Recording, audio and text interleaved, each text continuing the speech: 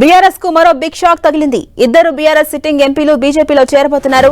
Zaheerabad MP BB Patil, Nagar Kurnool MP P Ramulu మరి కాసేపట్లో బీజేపీలో చేరనున్నారు. జహీరాబాద్ నుంచి మరోసారి టికెట్ ఆశించిన బీబీ పాటిల్ కు గ్యారంటీ ఇవ్వలేమని బీఆర్ఎస్ తేల్చేసింది. దీంతో ఆయన బీజేపీలోకి వెళ్తున్నారు.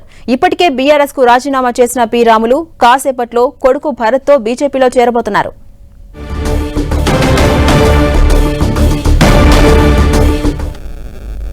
ఇదే అంశంపై మరింత సమాచారం మా ప్రతినిధి ఢిల్లీ నుంచి గోపి అందిస్తారు. గోపి, లోక్సభ ఎన్నికలకు ముందు బీఆర్ఎస్ కి బిగ్ షాక్ అని చెప్పాలి. సిట్టింగ్ ఎంపీలంతా కూడా ఇతర పార్టీల వైపు చూస్తున్న పరిస్థితి. ఇప్పటికే పెద్దపల్లి ఎంపీ వెంకటేష్ నేత కాంగ్రెస్ పార్టీలో చేరగా ఇప్పుడు ఇద్దరు ఎంపీలు నాగర్ కర్నూలు నుంచి పి రాములు, అలాగే జహీరాబాద్ నుంచి బీబీ పాటిల్, ఈ ఇద్దరు ఎంపీలు కూడా బీజేపీలో చేరేందుకు సన్నద్ధమయ్యారు. మరి కాసేపట్లో బీజేపీ కేంద్ర కార్యాలయంలో బీజేపీ జాతీయ నాయకత్వం సమక్షంలో పార్టీ తీర్థం పుచ్చుకోబోతున్నారు. అలాగే పి రాములు కుమారుడు భరత్ కూడా బీజేపీలో చేరబోతున్నారు. నాగర్ కర్నూల్ సీట్ ని ఆశిస్తున్నారు. బీఆర్ఎస్ లో ముఖ్యంగా సీటు దక్కదనే ఉద్దేశంతోనే ప్రస్తుతం పార్టీని మారుతున్నారు. అయితే బీజేపీలో ఎంతవరకు ముఖ్యంగా కొన్ని అష్యూరెన్సెస్ ఉన్నాయి. అలాగే భవిష్యత్తులో పార్టీలో తగు ప్రాధాన్యత కల్పిస్తామన్న ఆఫర్స్ తోనే నేతలు ప్రస్తుతం బీజేపీలో చేరుతున్నట్లుగా సమాచారం. వరుసగా ఇటు అసెంబ్లీ ఎన్నికల్లో ఓటమి తర్వాత బీఆర్ఎస్ నుంచి జాతీయ స్థాయిలో ముఖ్యంగా లోక్సభ ఎంపీలంతా కూడా పార్టీలు మారుతున్న పరిస్థితి ఉంది. ఒకటి టికెట్ దక్కకపోవడం, మరొకటి